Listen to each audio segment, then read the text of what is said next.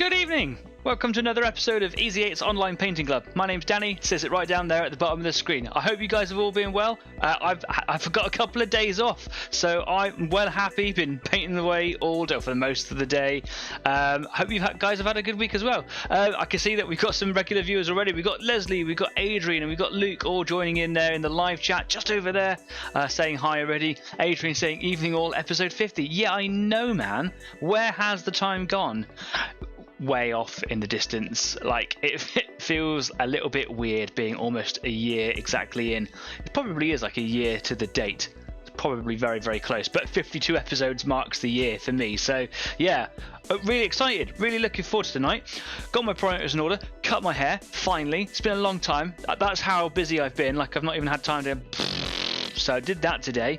I had a few days left of holiday before the end of the season because I work seasonally, and it's yeah, I had a few days left, so I thought, do you know what, this is a quiet week, just gonna pop it in the calendar. So yeah, caught up on a load of things house-wise yesterday, and today I watched a little bit of Mandalorian because I could chill out. And I need to catch up. I've got one more episode to go.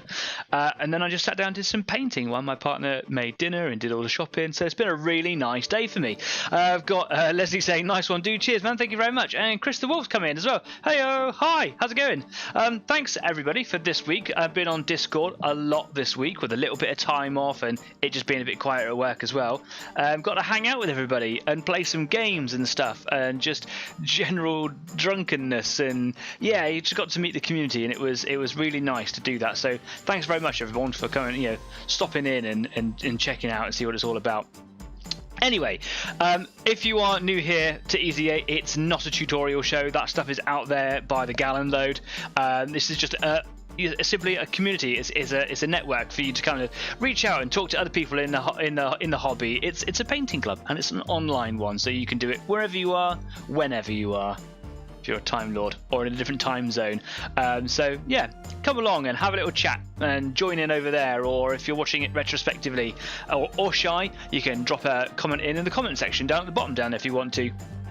We're not just here on YouTube, we are on Facebook as well. We're on Instagram. I rarely put stuff on Instagram at the moment because I've not finished anything for ages.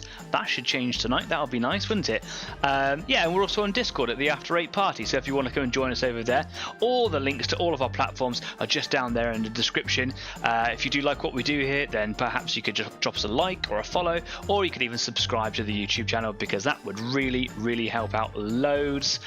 And I am proud and happy, ecstatic to announce that only 9 days before my 40th birthday, we have 40 subscribers. Thank you so much to whoever you are who have subscribed over the past year. We've still got a couple of weeks to go before it is the full year, so let's see. I don't know, maybe I'll get 1,000, who knows? Probably not. Definitely not. But 40 makes me very, very happy. So thank you so much for coming along, being a part of it, and just joining in what I consider my little humble painting friends. I would love the community to grow, so don't stop now. Subscribe. Hit the bell icon down in the bottom corner so that you never miss a show when I go live. Sometimes I get disconnected. I was going to say, hasn't happened for a while. Happened a few weeks ago. It happens, and if I do, like I always say, I've just got to start a new video. So if you hit that bell icon down there somewhere, it'll tell you, and just click on it, and then it'll just take you up to the new video. Simples. Yeah, cool. There we go. Would love to know what it is that you guys are painting or getting up to this evening. Perhaps you're not painting anything model-wise. Perhaps you're just kind of, I don't know, chilling out. Want to know? Get chatting over there. I love it when the live chat is lively. Should be called a lively chat. Just take that forwards in the lively chat. So yeah, maybe I'll call it the live lounge. Nope. Okay, cool. That was perfectly timed with the music. I'm getting good at this. Anyway, yeah. Let us know what it is that you're up to tonight. I want to know. Get talking. Let's get that live chat chatty. And yeah, I'll take you over to the workbench now without further ado. Let's get involved. So, as always, I always like to know how you guys feel about it, because it's you watching this. I'm just doing it. Let me know if it's too zoomed in, want to zoomed in further. I can do that. If the focus is out, if the music is wrong, just let me know and I will do my best to change it. That would be wonderful. Just going to make sure that I bring up my my running order on the side over here so that I know what it is that I am talking about. Okay, cool. I am almost done with these ranges. I'm really excited about them. I should have had them finished ages ago, but you know, life, man, whatever. And I've been working hard on them today. I've done a boo-boo. I'm gonna correct that mistake that I've made tonight, and I'm gonna show you guys all about that in just a second. Got some more comments going in. Darren's come to join us this evening. Cooking chips. Brilliant. Chips, French fries for our American counterparts. Lovely, wonderful. Leslie says, painted board number 2 from my good friend. Oh, wonderful, fantastic. Oh, and he's also said, I'm so glad you got the magical 40 to coincide with your birthday. It's meant to be. Yeah, cheers, man. Yeah, I know it's just a silly little number, but you know, I'm excited about 40 and 40 subscribers to match that. It makes me happy inside. And then Luke, hi Luke, getting some Sisters About done, also AFK farming in Minecraft. AFK farming? What are you farming? Haven't played Minecraft for such a long time. Recently, been playing a little bit of Vermintide online with some of the guys, and Chris the Wolf as well. And it frankly turned into a bit of a drunken swear party, but I had a brilliant time anyway. Only like 16 attempts on easy setting. But we got there in the end, right? So, here is my little force at the moment. Yeah, they're all looking pretty cool now, right? So here's the alpha. You still need torsos gluing, but I'll go into that in a minute. So the alpha, yep, looking pretty cool. To accentuate their eyes, I've been putting a little bit of nuln oil just into the faces inside the hood, just to kind of darken that area off, and I wanted the eyes to stand out a little bit. I might even go with a little white dot just to kind of really bring those lenses out a little bit more, and then later on, once they're all done, I'm going to gloss them as well. So yeah, eyes. Still got to find a nice bit of turquoise for the Marshall, but the Marshall's another project, but there's nothing else really to do on here. Like Jeff, my dad, was saying last week, who isn't with us this week, said maybe a few lights and things on the back of the backpacks. He's absolutely right, but I'm considering it done for now. Again, I'll go into why in just a minute. Here's another guy here. Lenses on this one look really cool. They look quite bright in the centers, just about, you know, the consistency of the stain that I made, or the wash, the shade. Yeah, looking really cool. There's some bits and pieces that I'm not entirely happy with. We all know about the cloaks, and I'm hoping that with a bit of pigment after this, I might be able to tone that down, because other attempts to kind of squash that color have not worked so well. But generally, as a whole thing, I'm really happy with that. Here is one of the guys I've just finished doing just earlier on. This is the 4th guy. Yep, he's looking really cool. This guy, when I had them all on little armatures stuck to corks and things, I had little bits of wire coming out of different parts of them, and because I was trying to rush to do that properly, on air, I drilled little holes, popped some super glue in, and I went mental with really good quality super glue. And I have been drilling. I'm gonna have to do a little bit of drilling in a minute, and I'll show you exactly what I mean in a second. But as I was going through the super glue, which is harder than plastic, I suddenly got through the little bit of super glue and straight through the backpack, and there's a teeny tiny hole right here. So I'm going to try my best to fill that. It's fortunately right in the middle of some kind of recessed detailing, so unless you're looking for it, you can't see it, but I know it's there. Yeah, bit of a shame, but never mind, eh? The guns are looking absolutely fantastic on these boys. I'm really happy with the way that's come out. Bring them in shot so you can see. And of course, once I've got them all finished, I'll put some photographs of them all up on Instagram and on Facebook so everyone can see. Let's pop his legs back on. There you go. There you go. I do like that stance. That's good. And I was right a few weeks ago. I was saying that I think I might have to make sure that the legs match up with the right bodies. Yes, it is. There's very little room for adjustments in there. Okay, and then the last one I've got is here, which I'm just kind of putting all those bits and pieces together. So yeah, I'm having to drill them out if I point with this little pointy brush, because I glued them in with a little bit of garden wire, and then the glue has sat all around and then created lots of lumps. So I'm just kind of having to basically use a drill bit. It's a bit like a router. Router bits are a little bit too aggressive. To just try and flatten that down. This bit here is done. Okay, that's brilliant. I've got the legs are absolutely fine. I've got a backpack, which there's a massive piece of debris left in there, and what that is plastic coating from the wire. The super glue grips to the plastic coating, and then when you pull it out, just kind of perishes and snaps off. Not what I want. And in some cases, when I'm really trying to pull, I think I've actually, snapped the wire off. If I have done, it's not been very much, but yeah. So there's a load of rubbish in there, including the super glue itself. I'm going to have to think of another way to do it, or make sure that it's better in the future. And you can see in the arm here as well. So I've got my little micro drill out. I'll be drilling these out in just a minute. On the arms, it's not been so bad. On the inside the torso pieces, oops, very butt things today. Inside here, it's not so difficult either. But on the backpacks, it's been a real problem. So hopefully it's not going to be too much of Easy 8's drilling club. Here's one of the guys I'm pretty proud of. Cat hair. As always, wouldn't be a show without one, would it? There's two, just for good measure. Yeah, I've had to put the monopod for the rifle a bit further down than where it's advertised to be. It's normally kind of put around about here. Which is a bit of a pain, but because of the way that I put them together, the rifle was kind of tilting down, so it was really hard. Well, basically you couldn't get the monopod in there. So I chopped the end off and put it all the way down. Bit brutal, a little bit crude, but it got the job done.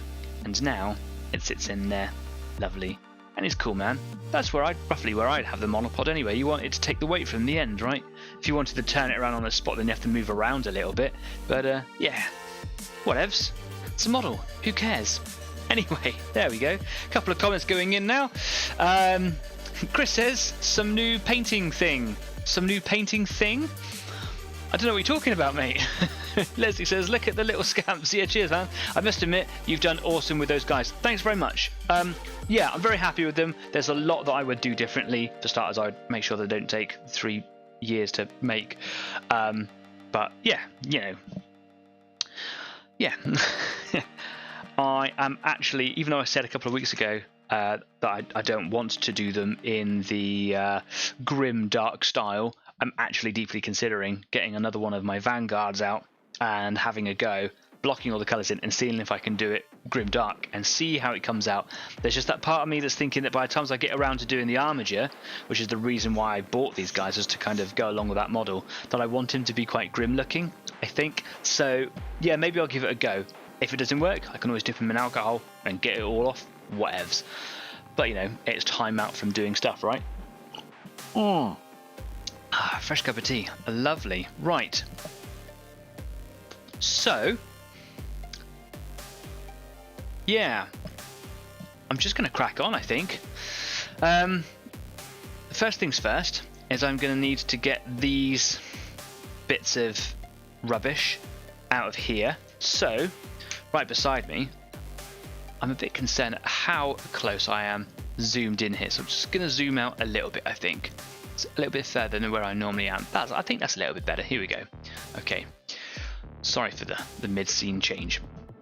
I've got my Proxon mini drill here, absolutely brilliant. It's quite noisy, so if that starts to disturb, I do apologise. What I'm going to do is I'm just going to drill into the hole that was where the wire was, and that should, you can see it kind of sticks out there. That should just kind of get rid of that. So here we go. Bear with me. I'm going to kill the sound.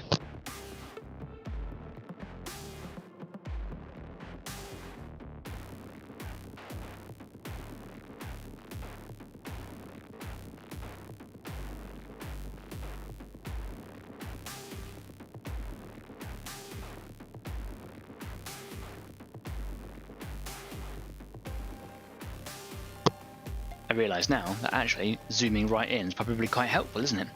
But yeah, basically all I do is I just kind of drill it in as best as I can, and it just collapses whatever's kind of sticking out, and then eventually I could just kind of route over the top of it. Driller killer. Yeah, you got it, man. You got it. Let's see if I'll zoom back in so you can see a bit more. Here we go. In with the zoom. That's as far as I can go. Okay. So keep the sound on this time. Tell me if it's too much.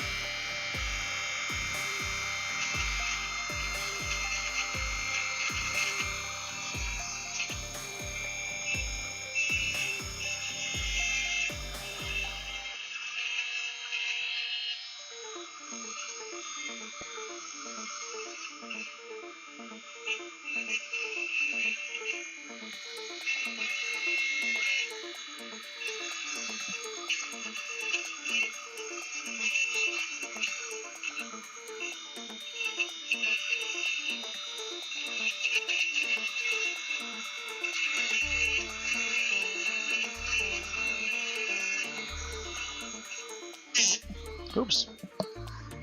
There goes the chuck. Okay, cool. So, airbrush, really handy at this point. Isn't that wonderful? Right.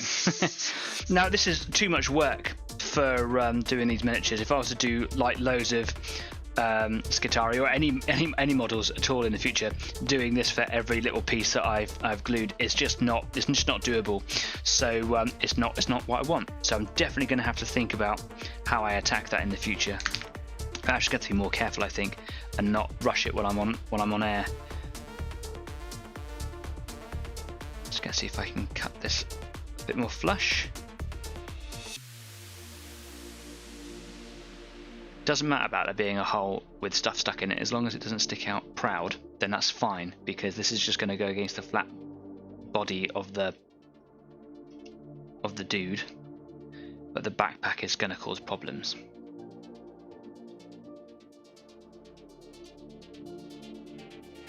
There we go. So that's that bit done there. Lovely. Now I've got to do this bad boy. So let's get the drill again. Again, let me know if it's too noisy.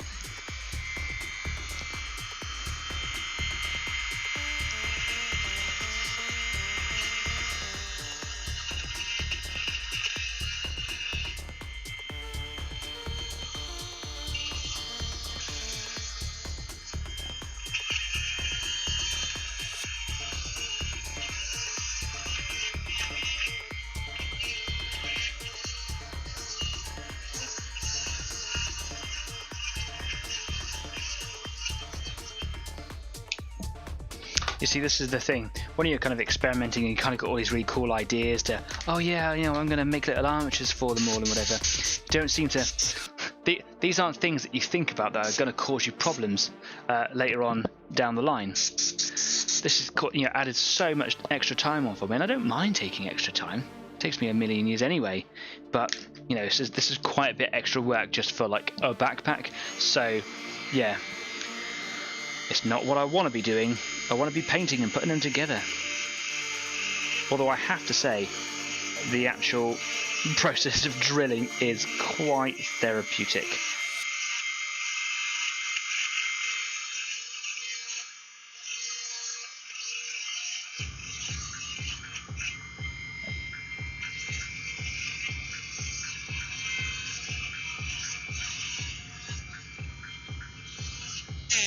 Keep pushing that button. That's the little chuck key. Don't do that. So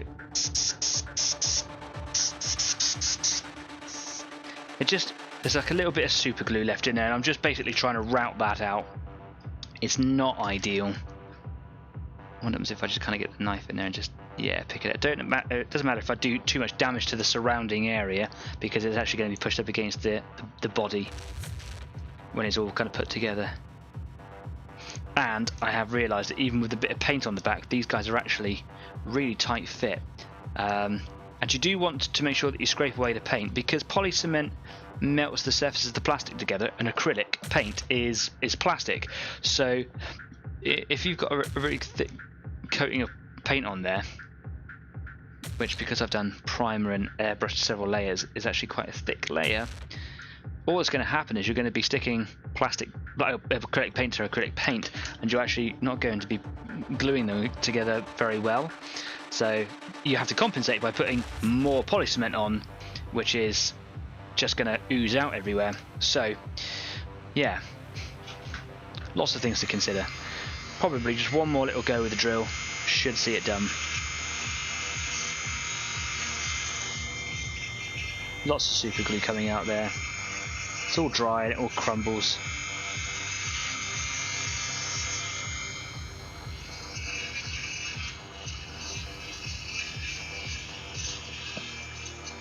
Okay, there we go. That should be enough now.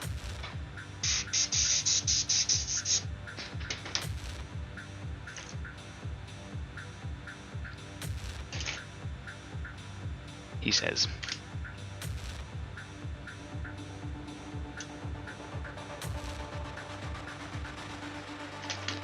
Let's pop this bad boy on here, see what it does. That's actually looking pretty good. Okay, wonderful. So I'm gonna get the backpack on first, I think. This is my little controlled method of getting glue on somewhere. So rather than just applying a massive blob of glue onto something, I drop it onto a little old pie dish. I've had these little pie dishes since Christmas. You know, mince pies, right? And then I get a pointy thing. This is like an airbrush pokey tool for cleaning and, you know, scraping and scratching and things. I use it for everything. And I scratch a little bit of paint off the back here to at least help start a bond between two plastic surfaces. And the one thing that I learned when painting the Panther, or making the Panther that I was making, the 135th Panther, is that you don't need very much at all. And I've always known that to be the case, but like I suddenly realised how true it is. You don't need a lot of this stuff at all. Like almost on the end of a cocktail stick. It's just all about how long it takes.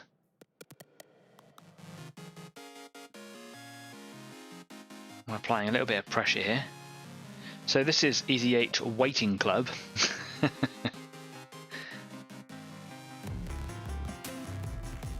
And once I've got this done, I've got a few lenses and things to paint. That won't take very long at all. I think, have I still got to paint the text on a purity seal? I'm trying to look now. Have I done that? I don't think I have done that. So we'll do that. And then it's bases. I would like to get some water slide transfers. That's one of the things that I haven't done on these things. Like I said, if I could do them again, I would do them very differently. I just didn't put them on early enough. I should have put them on before I'd done any weathering.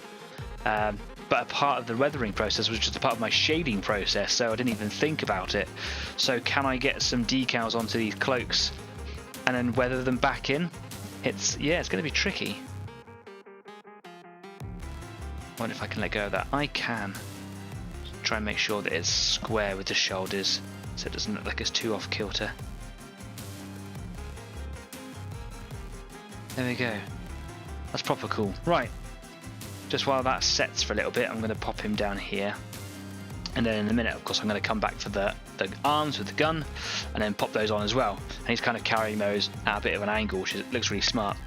I've got to paint some text on here. So on this little purity seal, I'm going to paint some text on there now. And I've really been getting into that. Having this Raphael Kolinsky brush has been a game changer for it because it goes down to such a fine point. It's everything that I've needed for such a long time and never really thought about. So a little tidy up here. I really need to have a tidy up in the studio because I'm a slob. Okay, so a tiny little bit of black paint. It's just off camera.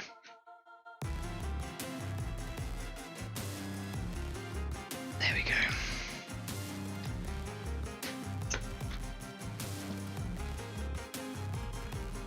I don't need to add any water because it's really thin, because it's an airbrush paint, as always with me.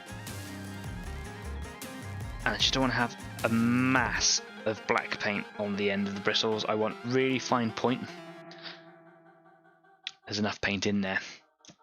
And then all I'm going to do is just very, very gently just start making little strokes. See that there? That is too fat.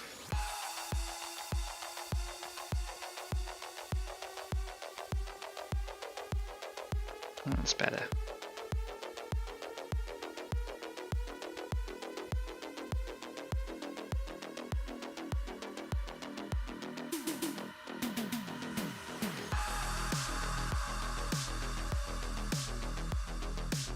A few years ago I have seen someone do it very well with their purity seals, where they actually were able to draw a little imperial eagle at the top as if it was like a little image to start their the text flow. I am not that good, but with some practice I reckon I could. I actually quite enjoy doing these. So yeah, there's a purity seal done. When I was painting this guy earlier on, I realised that there was a purity seal here that I'd missed, so it was just orange and all blended in. So I've done his up there as well. He's got one on this side as well. Yeah, I've enjoyed doing them. He keeps on falling off his legs. That's a strange sentence. Yep, he's got one all down in there as well. Lovely. Yeah, I think they're all good. So it's just this guy. He's got no other purity seals to do. Just wash the brush out.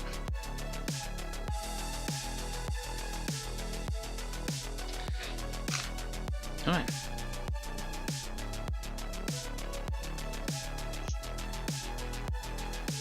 I can hear banging sounds in my house if you can hear it in the background. I share a house. Right, so what do I need to do now? Probably, I want to wait for this guy for a little bit. So I'm probably just going to get on with some lenses, I think. So on my alpha model here, I've got a lens here. And I've got a lens on his backpack just on up in here, like a little camera or something, I suppose. And I've done those green over a white base. I made like I think I could make a glaze, but I think I was using this contrast green here, orc flesh contrast or whatever it is. Yeah, I just wanted different colours for no other reason than why not. So this guy has got one here. Some plastic debris on him from the drilling. So yeah, what I'm going to do is I'm going to give this one a good shake in my little paint mixer.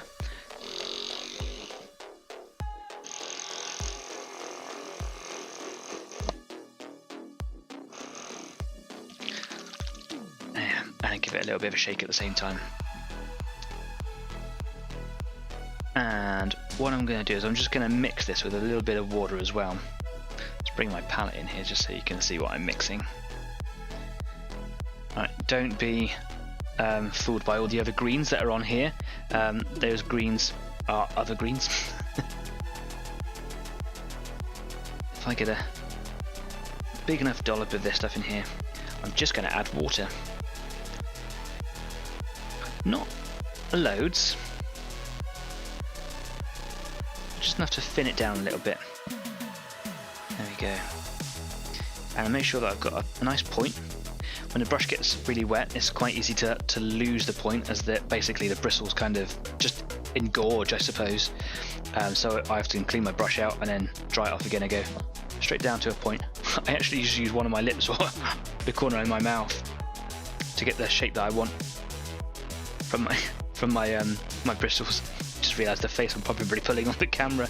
Don't look, it's not worth it. So yeah, and then just going to go in and pop it on there. Now my bristles have absorbed everything, so I'll probably have to make some more. This is why I want to get a smaller Kolinsky brush. It's because, yeah, I'm going to have to. It's because the bristles are so big that it just absorbs everything. So I'm going to get more contrast paint. Bit of water. Maybe a touch more. There we go.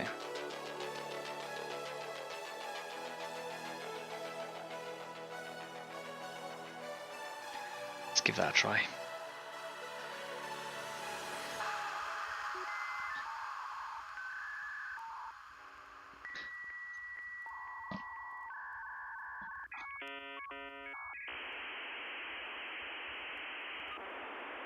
It's embarrassing me now.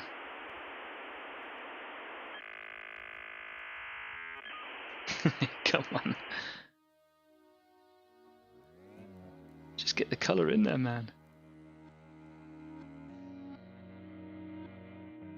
What I'm trying to do is get the bristles to kind of touch and then deposit quite a, not a blob, but to kind of get it to flow and come off. And then as it runs free, it should kind of pool away from the sort of the raised dome, if you like, that is the lens, and it kind of runs off to the sides a little. It doesn't want to, probably because I've not made it thin enough, just fractionally. So I just get a little bit of water in the brush, and then I'll just rub away at the centre a little bit. The thing is with contrast paints is that the moment you put it down, it starts to dry, and it creates like a little mini skin. So if you have to play with it afterwards, you're often ruining it.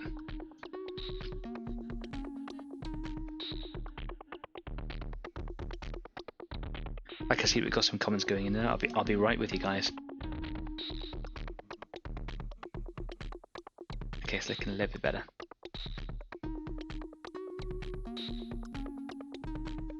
There we go. That's pretty much where I want it to be. And again, later on I can come in with a little white dot, stick that right on there, and a bit of gloss later on, because I like to gloss all my lenses.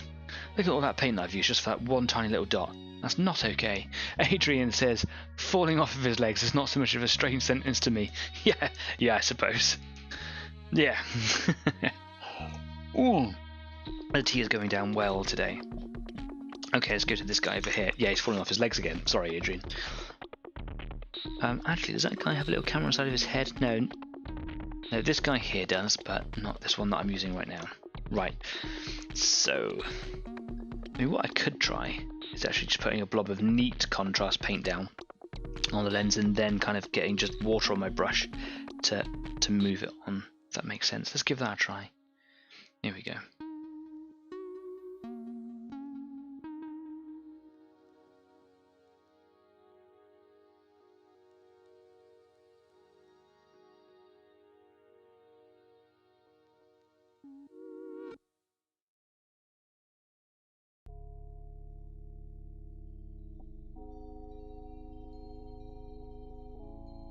I just ended up wiping all of the contrast paint off.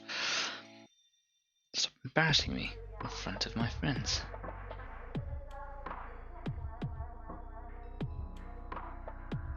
Okay. Now can I wipe the middle?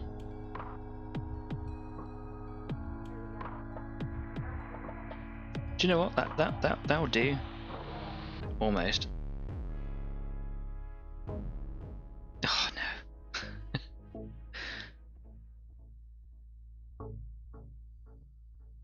I'm such a perfectionist for the stupidest of things, I really am.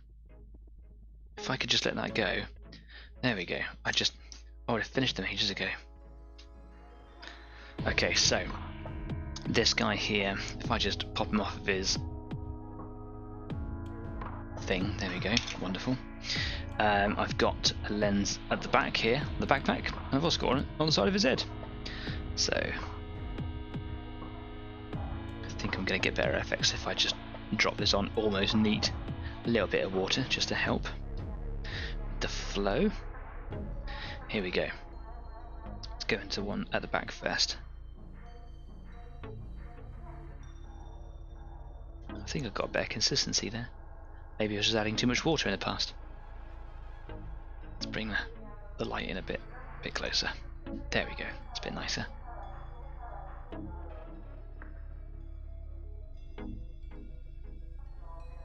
Yeah, it's pretty good. I like that. And then in here.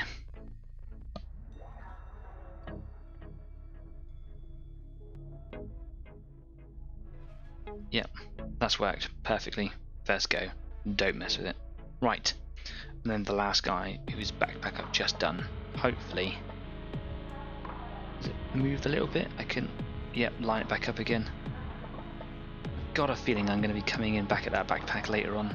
I've got a feeling it's not going to stay. But that's what I get for being so smart with drills, wire and super glue. Yep, I'm pretty happy with that as well.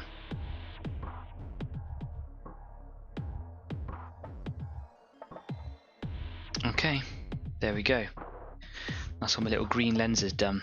I've done all of their eyes. I've done all of their purity seals. I've done all the logos on their chests. We're pretty much there. So while I'm waiting for that guy's backpack to dry glue wise, I've got to come back and glue the arms on. I'm going to get started on the bases. Now I've got a question for you guys with bases. What do you think is going to look better? I've always liked painting the rims of bases in a colour that helps everything blend together. It's often not a dominant colour. So what I chose to do with the Marshall here, for example, is paint it a gory red. It does quite closely match the scarlet that's in his inside of the cloak here. It is a different colour, which is one of the reasons why I started reviewing this a little bit, but also it just kind of there's a lot of warm colors in here. There's a lot of orange, obviously. There's a lot of gold. There's a lot of red. There's a lot of different like terracotta colors and things on the base itself. And I did see that just looking for some inspiration on Instagram, someone's done riser pattern colors, and they've done all their rims black, a really nice matte black and really crisp matte black as well. And I was wondering if you guys thought that this color suits them. So the color that you can see on all their bases right here, right now. Let's bring a few into the camera. Yeah. Or should I go with black? Would black be a better color? It would make it look smarter.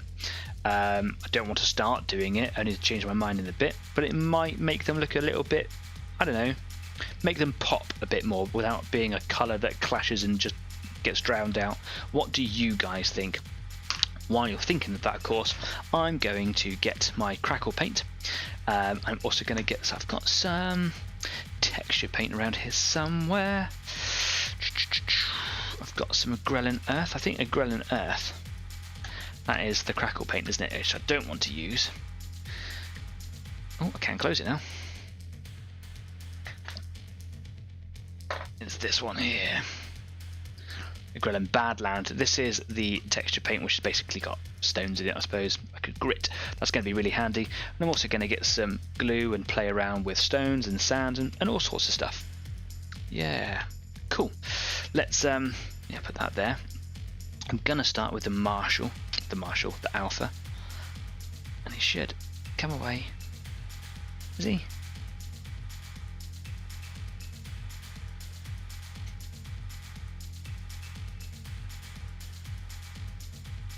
I haven't glued him. It's just very tight. Brilliant. Luke says, I'm team black base rim, but I work with dark bases a lot of the time, so a small bias. Yeah, there. But it's interesting to see what people think. This has been as much as a community effort really than it has been my own personal project, so yeah, I'm up for listening to the community. I am going to put more of this gritty paint on than I am the crackle paint, because I think that yeah, it's kind of nice to have a lot more of this grit than it is the crackle paint. It's it can overdo it quite a bit, and then you use the crackle paint around it. Well, I suppose you can mix it up, do whatever you want. There's kind of a bit too much. I take a bit too much pressure on crackle paint being this kind of wander. Oh, I missed one. I've missed a purity seal. Got to do the text on there. Mother. Right. It's a family show. Yes, I was saying it's easy to fall back on crackle paint being a one-hit wonder. Oh yeah, I've done it. Crackle paint. That's the base. It's a little bit lazy, I've discovered.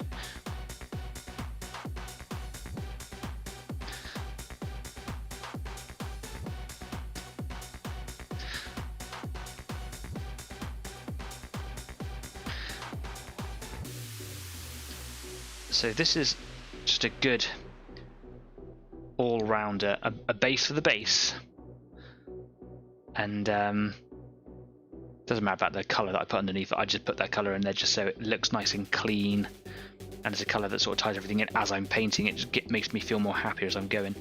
Yeah, and I'm going to add more stuff to this texture that I'm applying and give it more character in a minute. So if I just smush this in over here.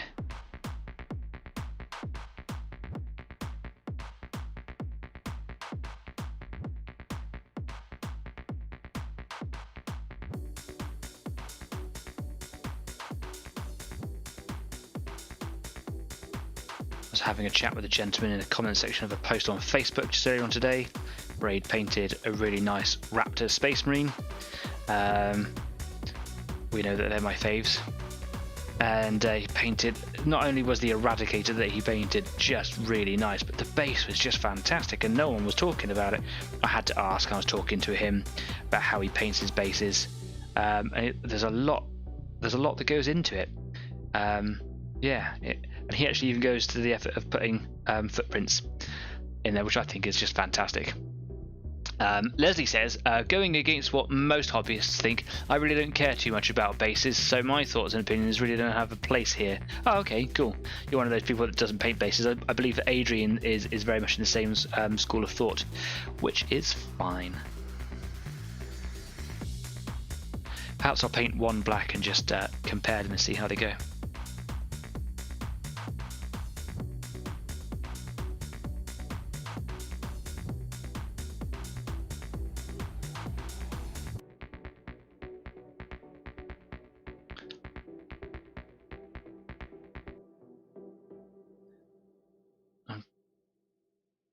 Trying to avoid being a bit of a princess with this stuff. If I do get it on the feet, it's not the end of the world, but that's not really where I want it. I can remove it from there, just go in with a wet brush and just lift it off, but you know, as little damage to the paint job as possible where possible.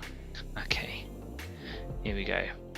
And then yeah, I can leave some sort of higher texture bits. I can leave like bigger lumps and stuff around, and yeah, just try to make it like a little more natural, I suppose, and just rather than having just a lumpy bit there or a lumpy bit there, actually try and add some sort of,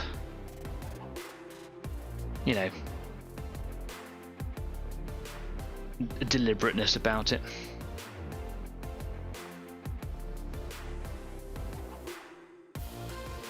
It looks quite like mud at the moment, and I don't want that to be its lasting thing. So it's all about making it look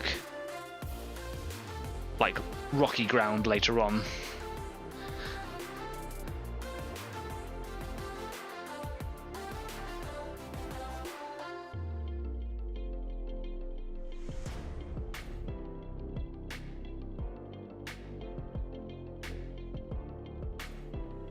When this stuff goes on thin, it dries quite quickly. I don't really want it coming over the sides of the bases very much there, or at all, really. Righto. Righto. That's for the alpha guy. Let's not get their bases mixed up a second time. It's a faff. I don't want to do every single one the same, so I'm not going to be, you know, just applying it on the same sort of thickness on every single base, or even in the same locations. So I'm going to do a little bit, a little bit different here and there. So just get a nice big blob on there. I like to try and have even just make sure that not leaving an area blank, but just kind of wiping it at least. I'm not making an awful lot of sense right now. Just so that there's some texture, and it's not just like that black base bit just sticking through. What would be black if I hadn't painted it? I'm not talking very well here, am I?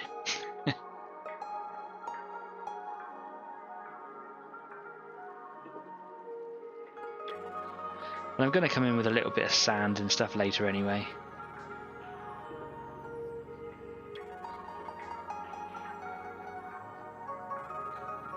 So even where I'm not getting a lot of texture, that's fine. What I'm going to try and avoid is just spaces around the feet, because that just looks like, rather than a flat space that his foot's made, that just looks like I've not pushed in the material far enough, and it just looks like lazy play, really. So I'm going to make sure that the texture at least goes around the feet.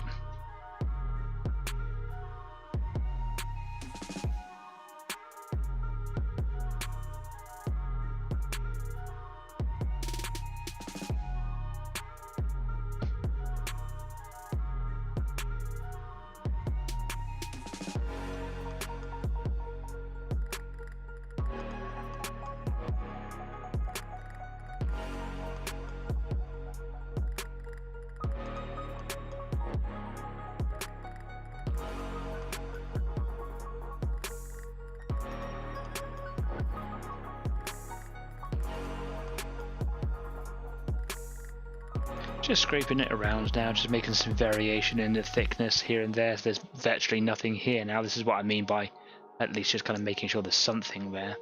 But then there's a big pile over here, and I'm just kind of letting it fold up on its own. And then it kind of creates some like natural formations. Yeah, there we go. Pop that over there. Bit of a back crick.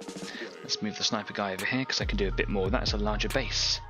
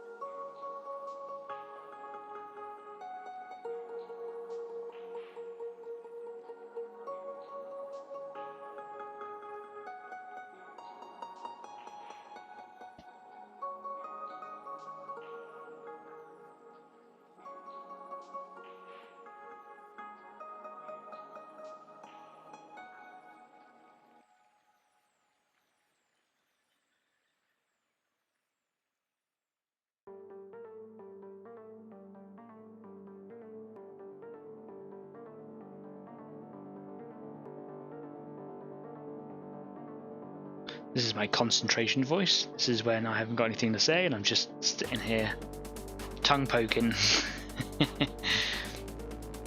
It's funny really, for what looks like quite an imprecise thing, there's a lot of focus and kind of effort that goes into it, and concentration is yeah. Gonna lift that big lump off there, scoop that in, pat that down. Get it right under his foot in there. Again, don't want it to look like it's just an area that I wasn't able to get the paint in under. There we go. It's important to make sure that I get colour in there later on, because this is not the colour that it's going to be. Obviously, we've already seen what sorts of colours and things I'm going to be doing.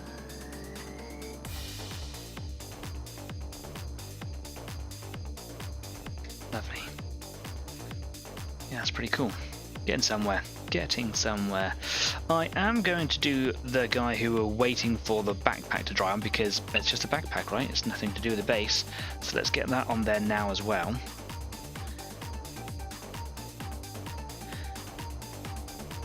And then in a minute, once I've done all of the bases here, I'm going to come back and do that purity seal that I've missed.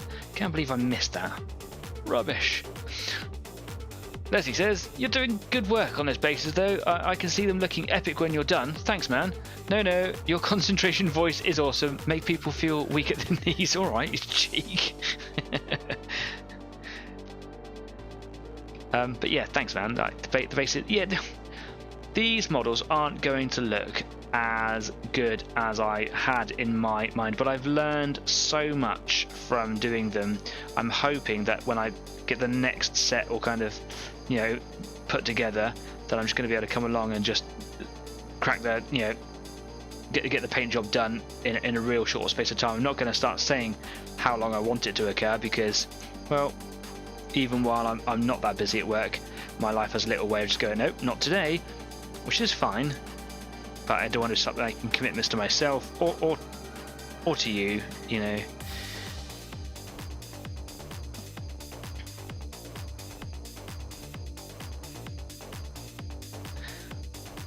Commitments that I can't or won't be able to keep.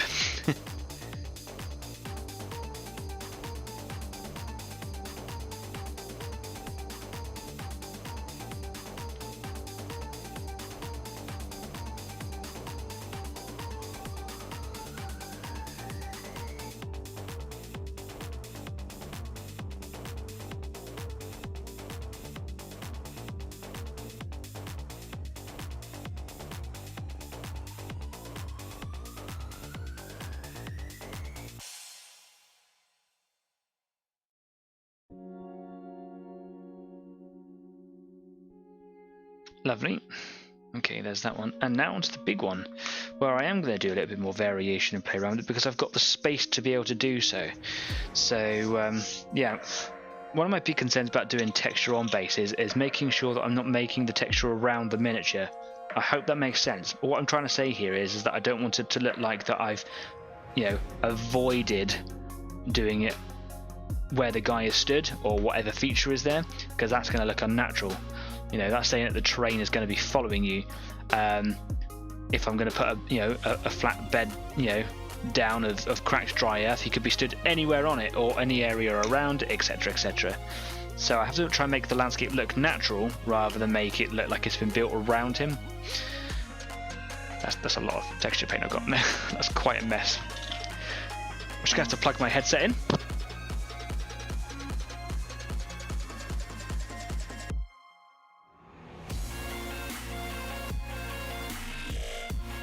There we go. I wondered if that was going to hold out on me today. It didn't. I've been using it so much. I've had it on listening to music and talking to people all day. So yeah, didn't get the Wi-Fi or the wireless to last. Anyway, here we go. This is the little Citadel shaping tool and modeling tool. It's really good. I mean, it's just a piece of plastic with some shaped ends, but I really like it. I use all sorts of tools for, even just paintbrushes can be really handy. But yeah, I really like this.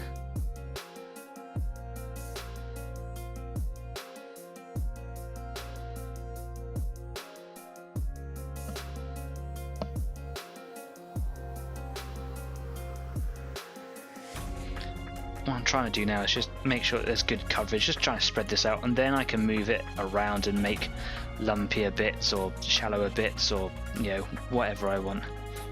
And I'm trying to not get it up the sides of that stand, the weapon stand here, and for the same reasons I don't want it on the feet of the guy. It's not supposed to be a muddy place, it's supposed to be a dusty place, deserty. So there will be dust that travels up the side of it, but not the ground.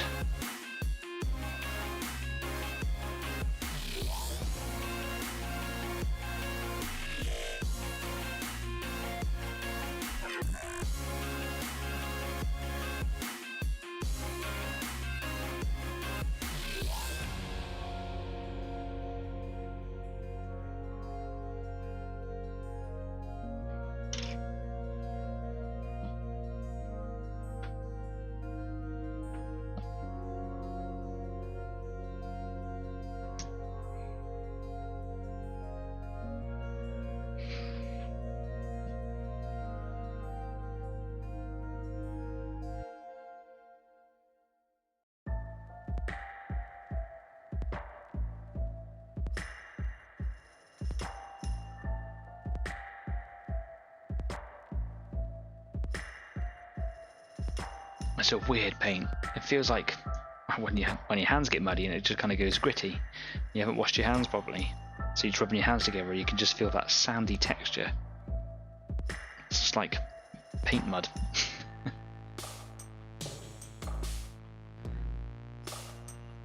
But like I said, I'm not using it in the way that you would use mud texture, like a nice tank diorama or something like that. This is just to create uneven texture for my arid Martian style landscape.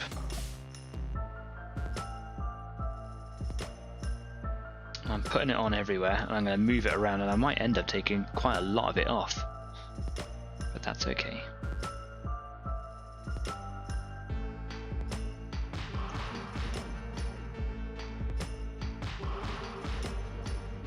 This is one of the bits that I really enjoy model making, painting and things, is doing the bases, because you're creating the world that it's from, that it's all about.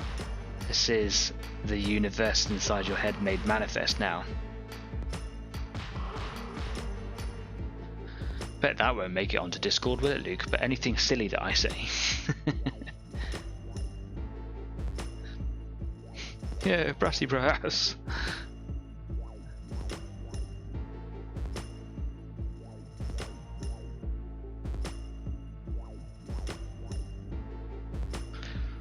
Just realised I'm not in shot there, I apologise.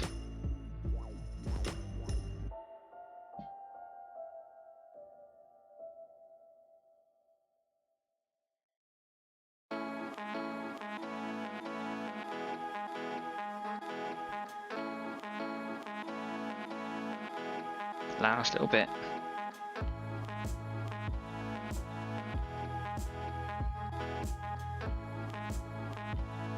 I'm just going to push that in with the other end.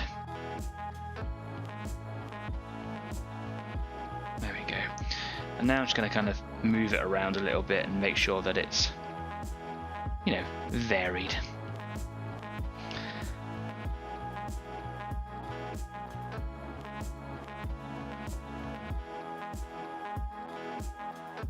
I've got some like cork rocks and stuff to put down.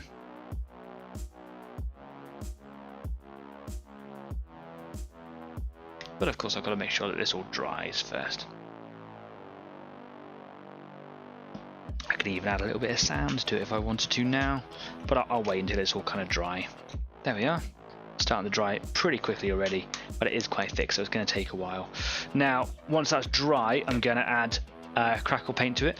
I like the colour of this. It's a good base for the colours that I like to use, so I do put it on thin over everything. It waters right down, doesn't really crack because it needs to be thick, as we all know, for it to crackle, and then where I want it to be crackled, I layer it on. One trick that I've learned from Duncan Rhodes in the Painting Academy videos, excuse me, is once you put the crackle paint down, is that you feather it out, so you kind of water it down as it, you know, towards the edges. It kind of blends it in so it doesn't look so here's just a bit of crackle paint. So yeah. Here's Leslie, brassy brass. Yep, cheers. So hopefully backpack is dry and in place. It is excellent. So let's just get rid of that stuff off my hands. And now it's time to get this gun arm on here. So it's going to take a little bit of glue in here and the glue on the end of this wrist.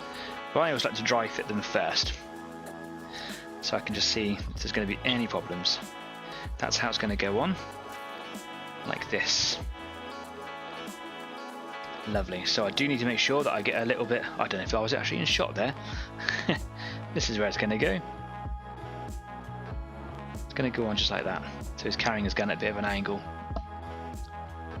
But I do have to make sure that there's contact space here, so nice and easy.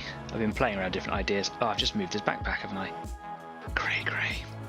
That's not what I want.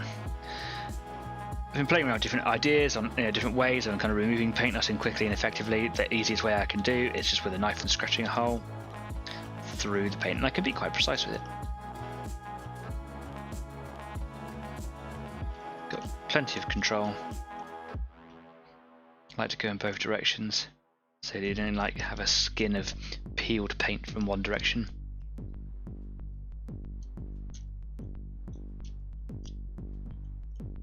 Let's just give it a quick blow.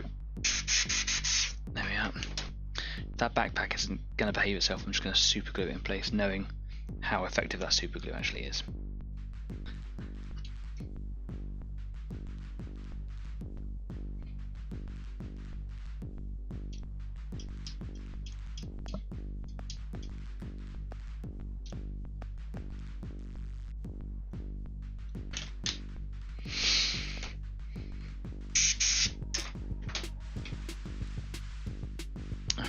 And I know that there's a contact point here because I drilled it out, but on the back of his hand it's all painted in there, so I'm just going to get the knife tip in there as well.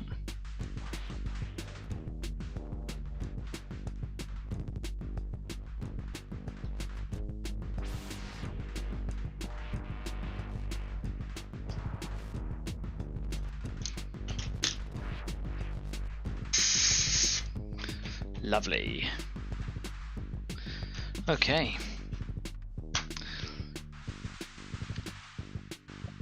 Just out of shot here. I've got my glue.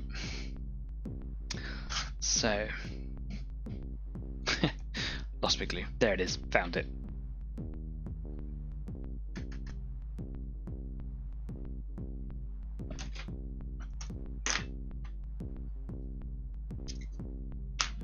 Spiky thing. Make sure it's clean on the end and just scoop around until I pick up a nice bit of glue on the end of it. Lovely. And then all I'm going to do is just pop a nice dollop on the shoulder, just in there. Gonna let it kind of run down a little bit to the point of this tool. There we are. And now just on the end of his arm. There's actually quite a small contact point on there, so I'm trying to make sure that there's enough without going mental. Don't want it to spooge everywhere. Spooge. Okay, here we go. Last one.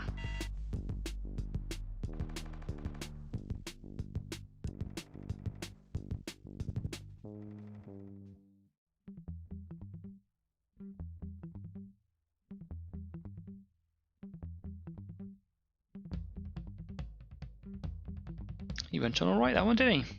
Lovely, there he is. So he'll go there.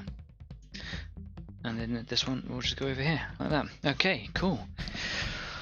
Oh, progress. Yeah. Right. So it's pretty much just a waiting game at the moment, just kind of waiting for that stuff to dry, that thick paint stuff there.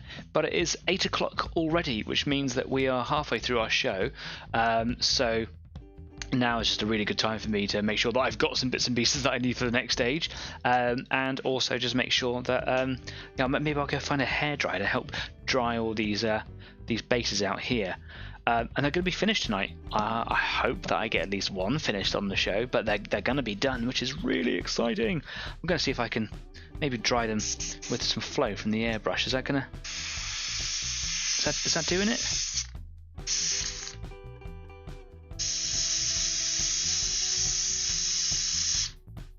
I don't know.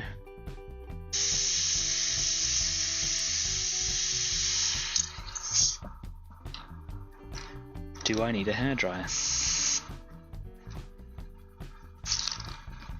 Maybe I do. I've just made like a bit of an explosion in a big lump of that paint with the air and the airbrush, and it looks kind of cool. I think I'm going to need a hairdryer, so I might go see if I can source one of those as well. Anyway, I'll be back in about 10 minutes. So if you need to go and stretch your legs, have a little walk around, focus your eyes, get a fresh drink, or change your paint water, you should definitely change your paint water. I'll see you back here just after some music. See you in a minute. Cheers.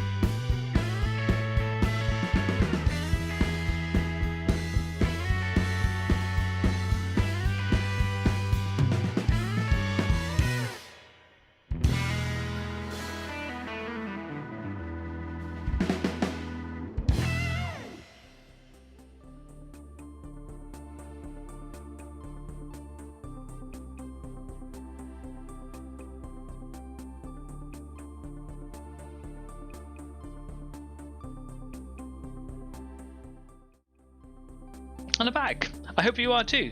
I went and found many things. I went and found some glue. I went and found a hairdryer. I went and found my sand.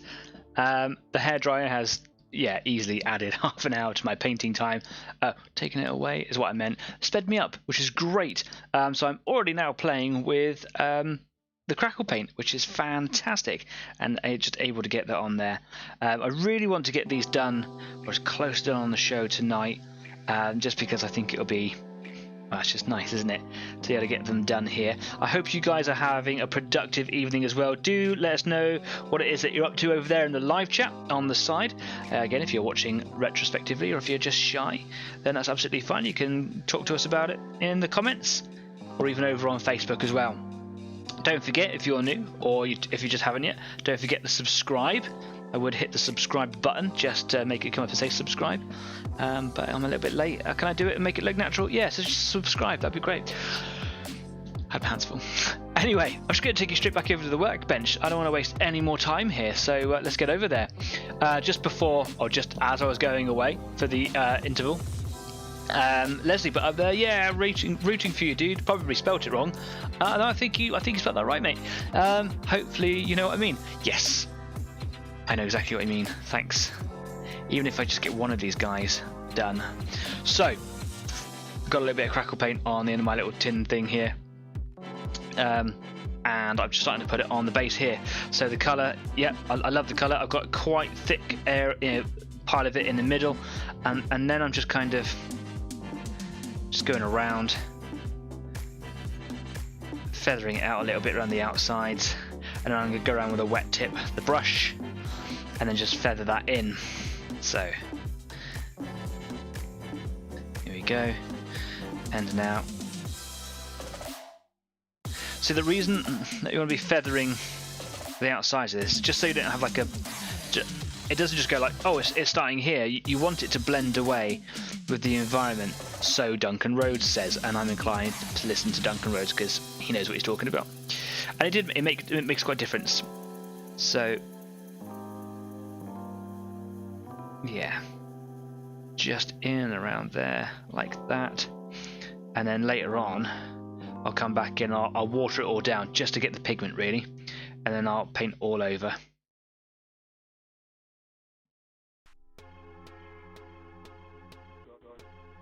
And that should give some nice transitions.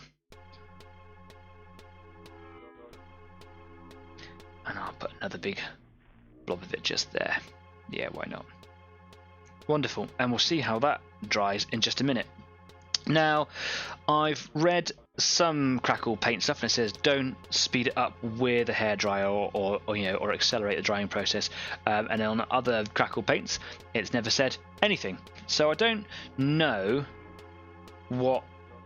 Should I not do it with this particular one? Because I've got a hairdryer right beside me. Could speed this whole process up if I was just to add loads of crackle paint here. With just speed it up with a hairdryer. I think I'm inclined to leave it, because if it goes wrong, I'm actually just going to increase the time I'm going to be spending on it. Right? Christopher Wolf says, "Doing hair, just hair." Easy 8 hair salon.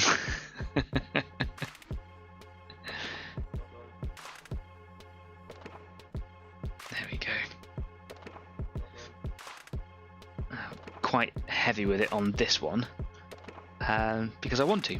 There's lots of dips and divots and things to be getting the most out of this crackle paint.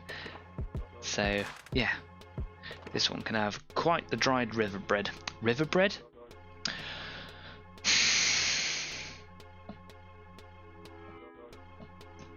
You know what I mean.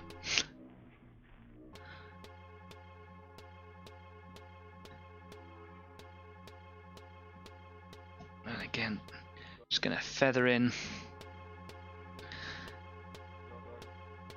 with a wet brush just around the outsides of that crackle paint.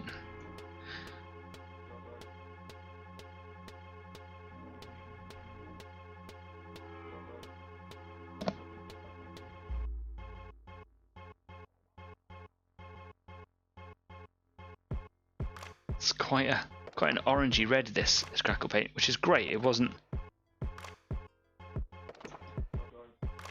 When I bought it, it was because I wanted a slightly more orangey red, but I didn't realise it was going to be this orangey, which pays in quite well to the whole Riser theme, where it's supposed to be ochres rather than like Martian reds.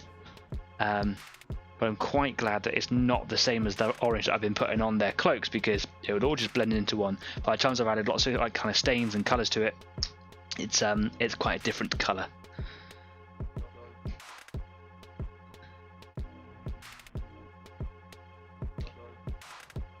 I'll have a little look back in a minute at my test piece as well, because that will show exactly how it's going to come out after doing lots of tests with the colours for the bases and the earth that I want to use.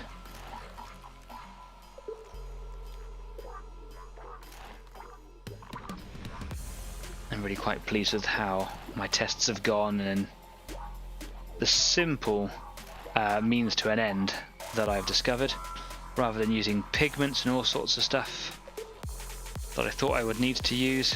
I did not need to use in the end.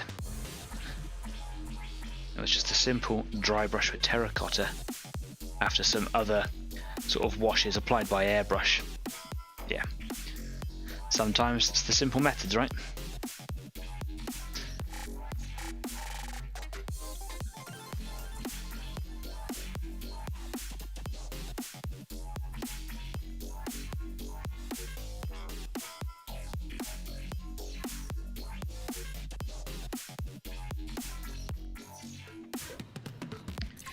Just feathering out those transitions. No harsh transitions. Harsh transitions. No. Bad. Okay. No, even though I don't want like masses of crackle paint effects on every single base, doesn't mean that I don't want it on every single base. So I think I am going to try and get at least some on every single one, because it is cool, but it is overused, I think. So here, I'm just going to go for a little bit then.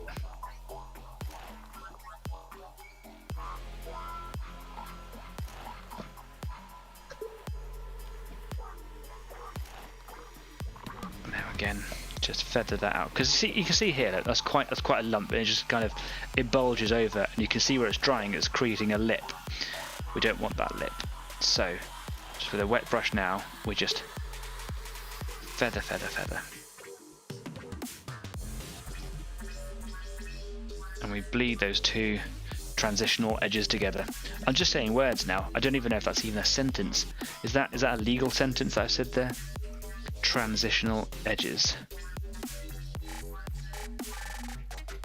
I'm trend setting right here. That's going to become the thing.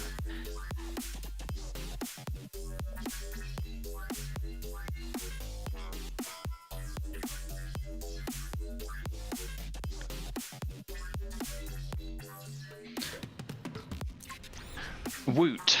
Okay, one more base to go. I hope that I've got enough crackle paint here, because there's lots to be doing on here, I think.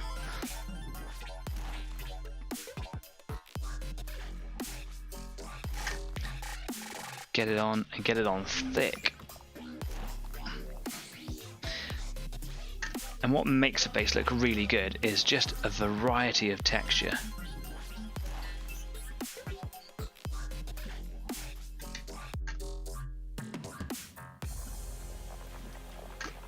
That's what I've learned anyway.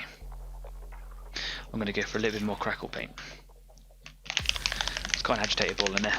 I like it, but I always give it a bit of a zhuzh on the old mixing thing. You know, the thing that mixes everything. Yeah. Nice big dollop right there.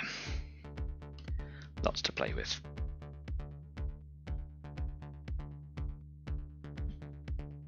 Anywhere where it's looking flatter, like I've not really paid a lot of attention with the other texture, it's kind of, yeah, it's drawing my attention. This is where the crackle paint's going to go.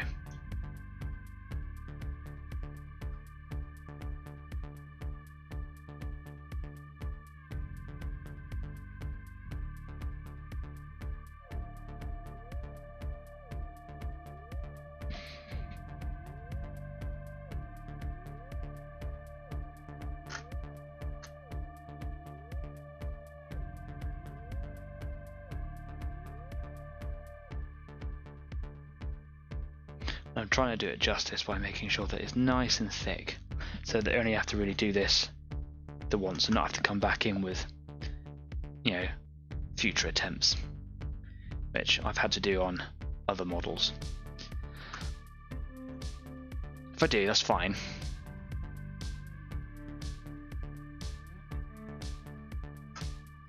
I'm gonna need more crackle paint.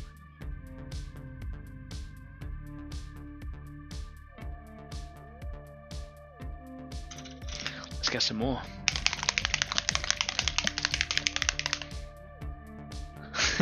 Leslie says, I too am a user of illegal sentences. Often at inappropriate and awkward times. Yeah, man, that's my jam. That's how I roll. What are you going to do?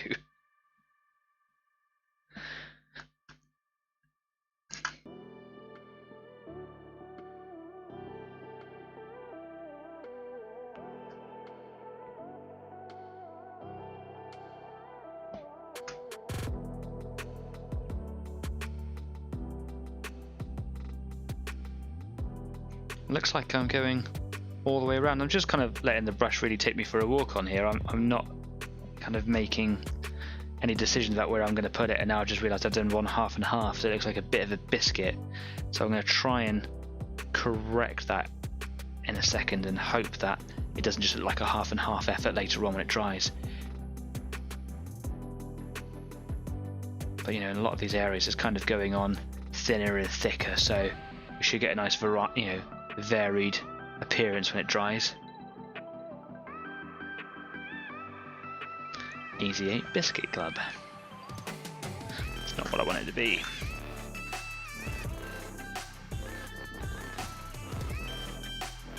Got a little bit on his foot there, that's a shame.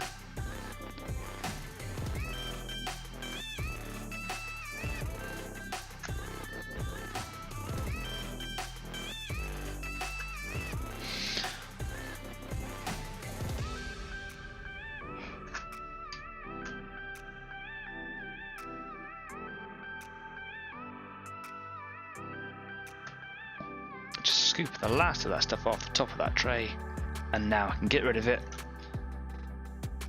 by wash it out of the brush, because that stuff's probably going to really ruin my bristles, and then again feather it away. No hard transitions.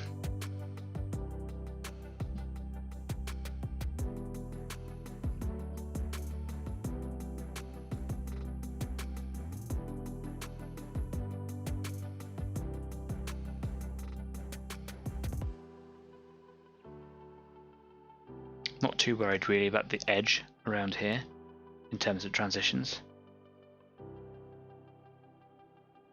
because that's that edge of the model, and that's where the story ends.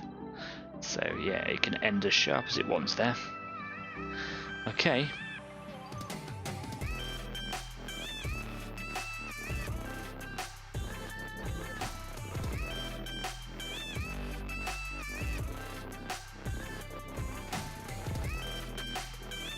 Nice. Right, now it's about getting that colour in there. So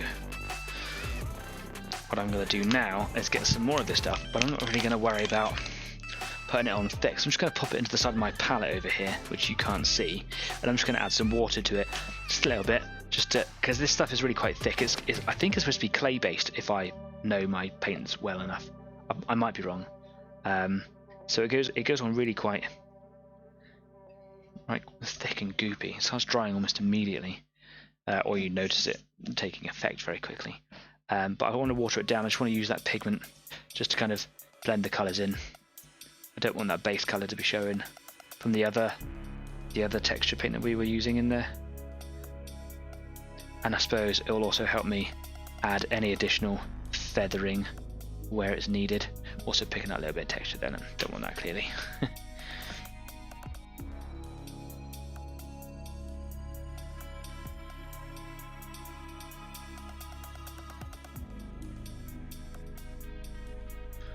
Just adding water to it as and when needed, really.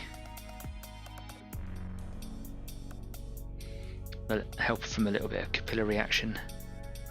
It just kind of runs or absorbs into that previous texture.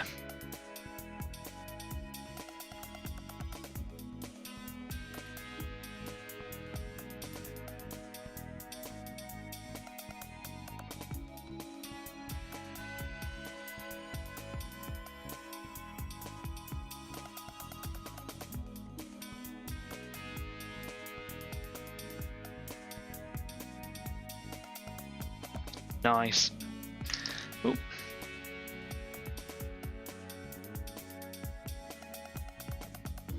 Some real nice orangey reds going on here.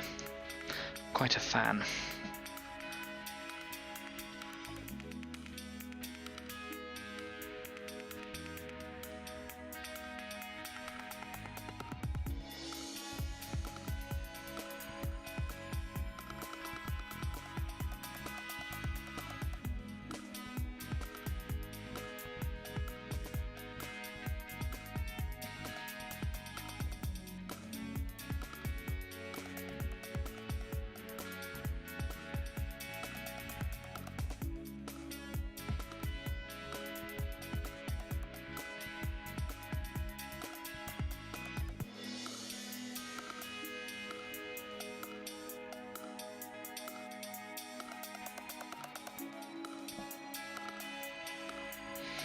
Okay, that's another.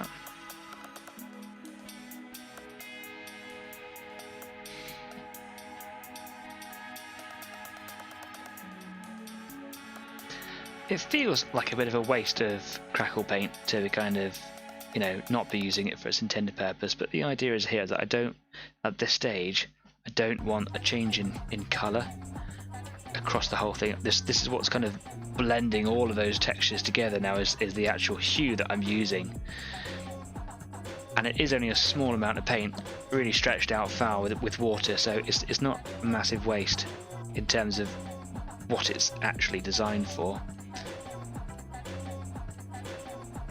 and it's not really a waste if it's all blending into the whole aesthetic.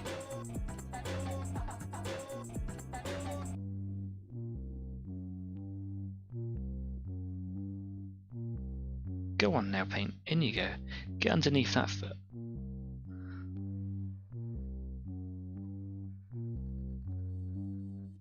Does not want to go under there. Well, that's good enough. Oh, that's some heavy orange colours. Orangey reds. The colour is Martian Earth, if anybody's wondering, wants to use it themselves. It's a very red, orangey red. As where if you were to go with the Martian Iron Earth from GW, or Citadel rather, it's a much more crimson-y colour, I think.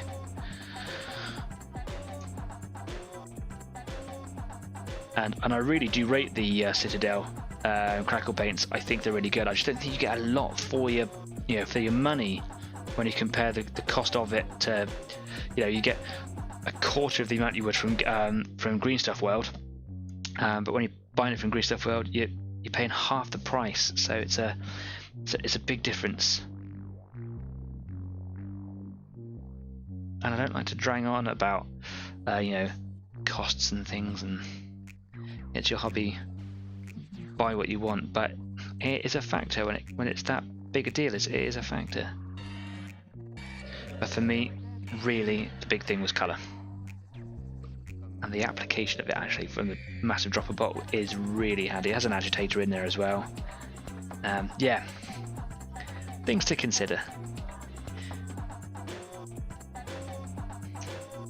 Okay, gonna need just a little bit more paint. I've ran out in there just for that last base.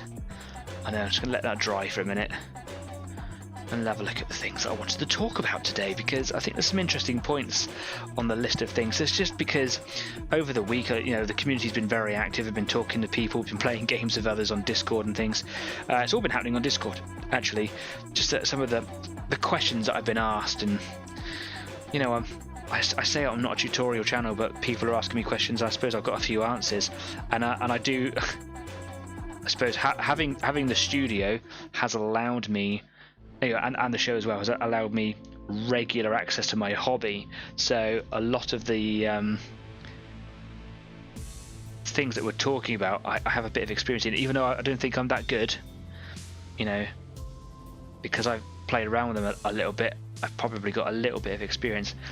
And I've been painting for a long time. I'm just, you know, I've not got really loads of skill to kind of show for it, which is why I'm trying to develop my skills over the show. But I have an opinion they might be valuable to some people. Certainly valuable to me. So yeah, I'll just get through this little bit here, and I'll hit on those topics and just kind of get my 2 pence worth out there really, and see what you guys think.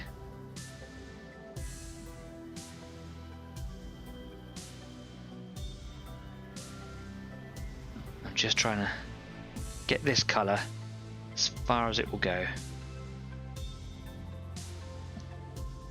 I'm just going to add a variety of textures. You know, and intriguing things.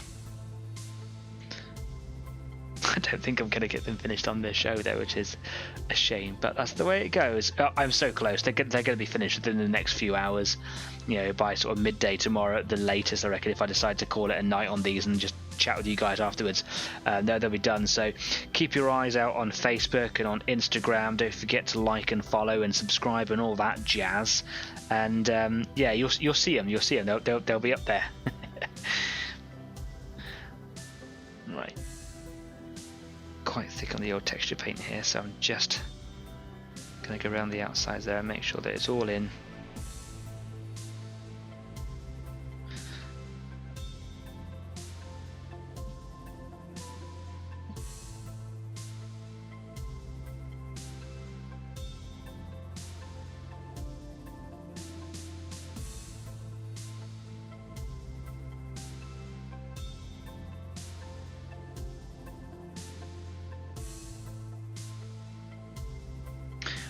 Lovely. A little bit more work to do on just kind of neaten up those colours, but I just want to let that dry for a little bit. I want to just kind of let it go. So just going to clean the old brush out. Let me get some brush cleaner out here, because that stuff's probably quite nasty on the old bristles.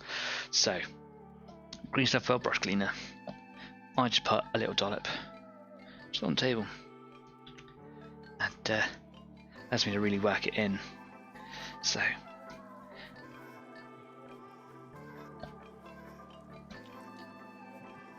slight colour coming out there. I don't know if you can really see it on the camera, but yeah, I can see it coming out from the light. That red colour, orangey red colour is coming out. So it's in the bristles there somewhere, and it gets up under the ferrule. And when it dries, that's when your bristles start to splay. And it doesn't matter how expensive your brush is, you've probably ruined at that point. And you're creating more surface area for more paint in the future to cling onto and dry onto, and it just builds up and builds up and accelerates, and then you have lost your brush. So even if you've got cheap brushes, look after them.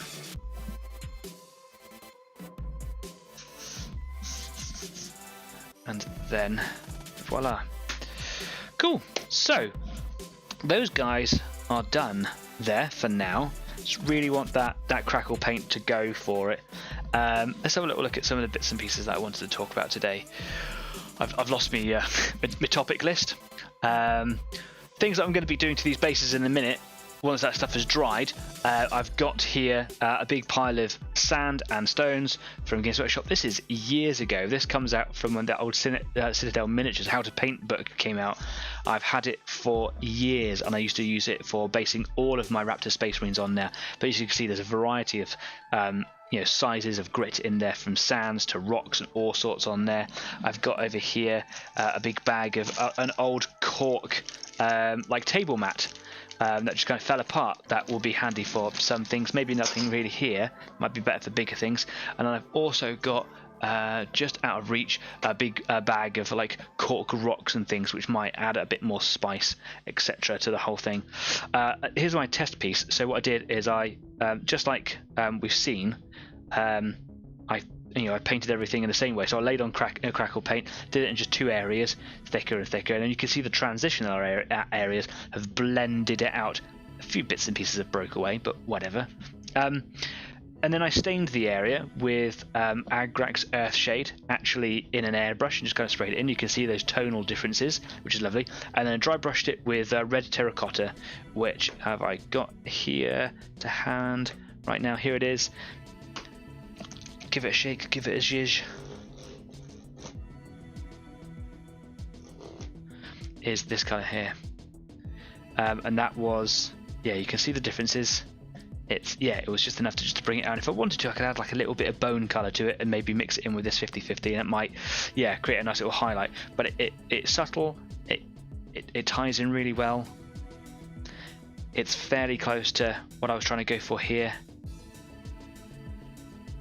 Yeah, slightly more ochre colours in there, so I can play around with textures and things as well. Play around with pigments.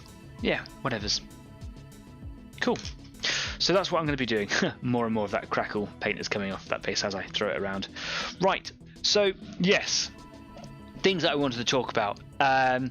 Speed or batch painting, speed painting, batch painting. I've been trying to learn. A lot of my armies that I paint are horde armies. My Tyranids are a horde army, and it's all about going when you're painting as many miniatures as possible. It's about going as fast as you can with as much quality as you possibly can. And of course, because I have so many different projects, I think all of my projects like a speed paint or a batch paint, and I'm trying to make sure that I get the time to do everything and get everything done as fast as I possibly can, but it's really difficult to maintain a level of quality. So there are products that are out there that help us to achieve things really fast, and the first and foremost that comes to mind is the contrast paints. These are a wonderful thing that we can use to help us achieve great results really fast. And of course, when these came out, they were sold to us or advertised to us as rather than this kind of motto of 2 thin coats, is 1 thick coat, slap it on, get everything done, and it just kind of churns out, get everything done quick. Actually, it was a bit of a missell, really, and now I know a little bit more about it. I don't know if I'm cross about it. I mean, it is what it is.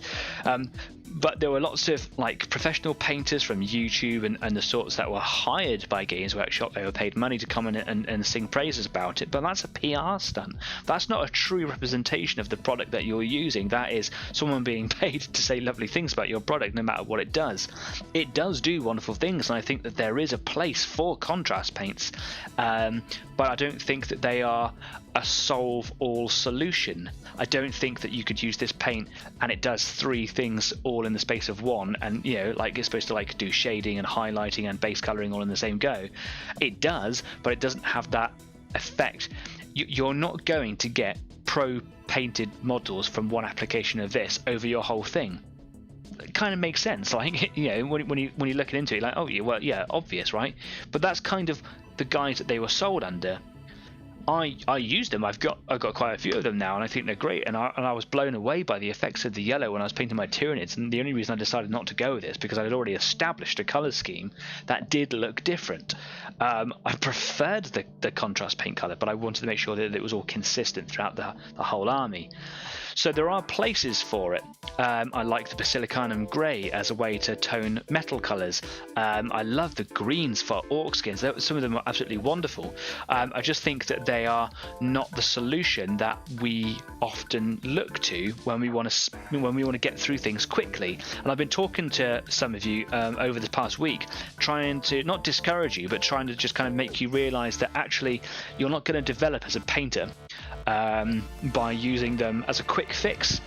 And of course, this conversation led on to another product by Army Painter. Army Painter are a company who are brilliant. I use their brushes.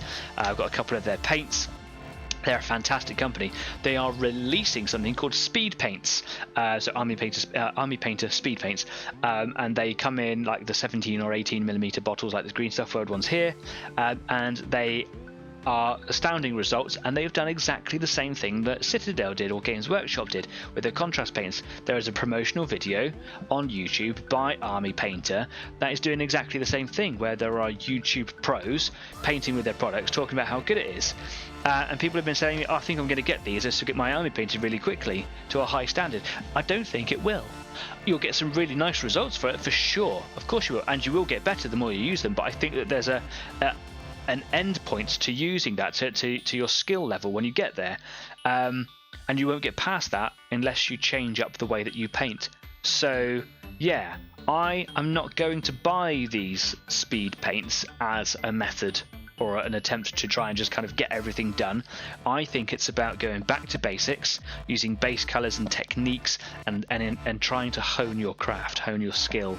Now that sounds like a lot of effort. It is, right? Because it's art, and to improve takes effort. That being said, there is a place for that type of painting. If you are someone who just has a massive of miniatures and you don't really care about them being as best as you can possibly get them, but you want them to be, you know, at least standard and get them out there, then contrast paints or speed paints are the product for you. I just think that in my position, where I'm trying to improve as a painter to make things better, then I will not use them. I would rather just develop other techniques and take the long journey, because I want to be as good as the people who I see out there. It's a hell of a thing. However, like I say, if you just want to kind of get some miniatures painted in 10 minutes flat, then contrasts and speed paints are for you. That's not naysaying the products. The products are wonderful. I just don't think they're going to elevate you to that standard that you probably are wanting to achieve. That's my thoughts on contrast paints and speed paints. Maybe I'll pick up a couple here and there for like little effects or whatever, but otherwise, yeah, they're not my answer. So yeah, let me know what you think. Hit me up down in the comments section down there. I might be opening myself up to a whole world of hurt, because up till now I'm normally kind of like, yeah man, do whatever you want. I feel a bit negative about them, but there is a place for them in my heart. I've just looked at my listing here. Spare time at my disposal. I also wanted to talk about my concept of time, days, and the calendar in general. Is that, yeah, holidays aren't really a good thing for me, because the reason I got my the schedule up for this show so far late was because I thought that it was a day earlier in the week, and yeah, I nearly missed tonight's show. I was talking to my partner yesterday, going like, it's a Wednesday, I'll do this, and this, and I can prepare everything for the show tomorrow. She's like, no, dude, it's a Thursday. And it was really late. I'm like, oh god, and I nearly missed my maths class because I'm doing like school in the evenings in the studio. Yeah, so apologies for getting today's show listing out so late. I want to say it will never happen again. It's going to happen again. It's not even a probability. I'm really sorry. Sometimes I feel like I'm a really like a substandard broadcaster. But you know, I fit this thing in around my life. This is you know, I have my life and my hobby kind of plays into it. So soz. Anyway, some comments going in here probably after what we're talking about. So Leslie says, dude, I'm loving the colours, like loving with a heart the colours of the bases. Yeah, thanks man. They're quite loud, aren't they? They're very eccentric colours. Got a long way to go before that crackle paint really sets in there, but it's probably as far as I can go until that crackle paint dries. I'm going to hit one with the hairdryer in a minute just to see what sort of effect it has. It might ruin it, but you know, I can just put more over the top. Yeah, cool. Anyway, moving on, Leslie also goes to say, yes, I've heard about the speed paints. They're very intriguing to see what the results are. Yes, again, I'm not naysaying the products. Every product's got a place. I mean, I even use kids PVA glue from Morrison's. I mean, I'm probably advertising here, but, you know, if this isn't advertising, what isn't? This is the cheapest stuff ever, but it has its place, right? I use really cheap pigment, but high pigment black paint for doing lots of terrain sort of stuff. Everything has its place. I just don't think that for what we originally thought contrast paints and speed paints were, that they're not.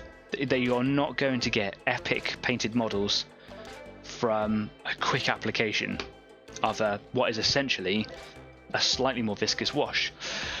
Yeah, Adrian goes on to say, if you use the correct undercoat and the Gracia is that undercoat, then you will get the results that are advertised. If you use it over a normal undercoat, then you won't.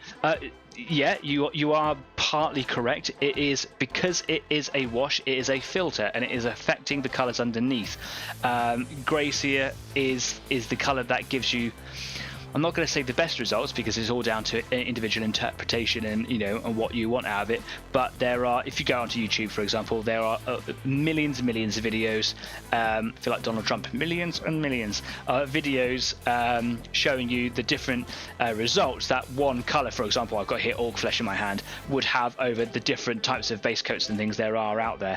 And they do give some very different results, the different colors of base coats. You do need to have a decent established base color layer to put it over the top of, because it is really quite transparent and it is a filter. It affects the color beneath it, but again, just because you've got one color underneath it isn't going to give you epic standards. It's just not physics. It's just not how it's going to work.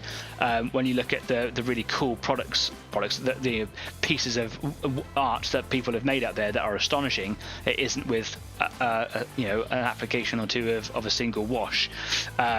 Again, I have seen, for example, this colour and the speed painter version being used over a single orc head, and it was quite astonishing for that one piece. So it has its place, which is what I'm saying. But yeah, you are right, it does depend on what colour you're using underneath. Leslie says, your opinions are as valid as anyone else's, dude, regardless if the majority agrees or not. Thanks, man. That makes me feel a little bit warmer. I really use cheap acrylics. I use really cheap acrylics, to paint with, and I love using them. So there's no way I'm using Citadel or Army Painter stuff. Okay, yeah, fair.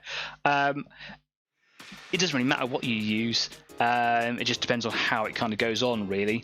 So if you use cheaper paints, then you might be layering and layering and layering to kind of get them on there if their pigment is low, which is often the case.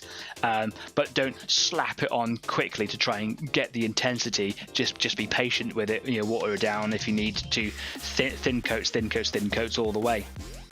I'm going to hit one of these with the hairdryer, not like hit it with the hairdryer, but I'm just going to get the hairdryer now and I'm just going to blast it and see what effect it has. But the hairdryer is really loud, so I'm just going to mute my mic.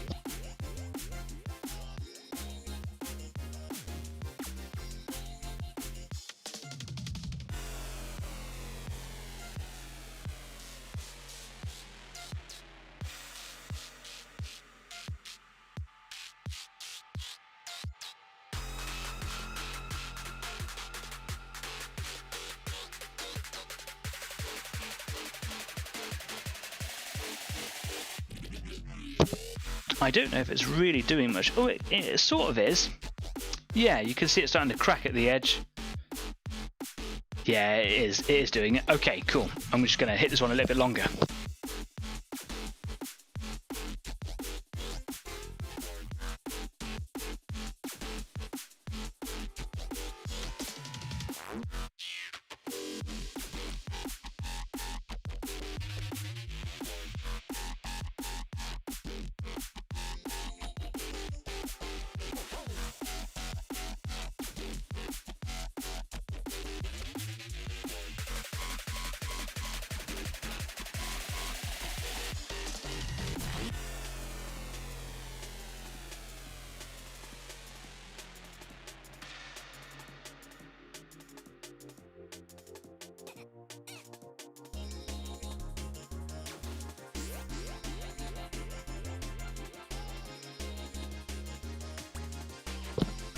Well, that's really speeding life up for me. Brilliant. So, the reason I say that it doesn't, that you shouldn't use a hairdryer is because on the Vallejo one, it says don't. So I just wondered if it was a similar thing with this colour here. I'm getting some colour bleed from the texture paint underneath. So I'm going to have to go over again with that one there. That's fine though. Probably going to let these dry overnight, and then I'm going to put some sand on whatever on them and just see how they, how they look. I'm just going to add little bits and pieces. When their cloaks come down to meet the textures, might determine where I can put things. So I wouldn't be able to put like large rocks or anything around the outsides over here. So it's kind of all in between. So I don't want to like go too heavy with rocks in the middle, because it's just going to there's just some rocks in the middle. That was the only place I could put them. I want it to be a bit more natural than that. But yeah, we are at a point now where I'm pretty much just doing bases, and I'm happy with that. I've obviously note his purity seals are all good to go. There is one purity seal on the legs, isn't there? Somewhere. Was it on the legs? There was one purity seal somewhere that I've got to paint. Or have I? Oh, maybe I've already done it. Who knows? I'm completely lost now. They're all pretty much done and all good to go, and within the next 24 hours I'm going to be finished with them. I'm going to see if I can get some decals on them. I might paint the rims black, I'm not sure yet, but I'm neating them all up, and then I'm going to put some photos of them on Facebook and on Instagram. So if you haven't already joined in on those platforms, do so, because otherwise you might miss out if you're interested in keeping up with them. I'm just going to go one more time with the hairdryer, just see how much further that takes. There it is. There, that's the purity seal. It's the one that I've been working on because I'm stupid. Okay, here we go.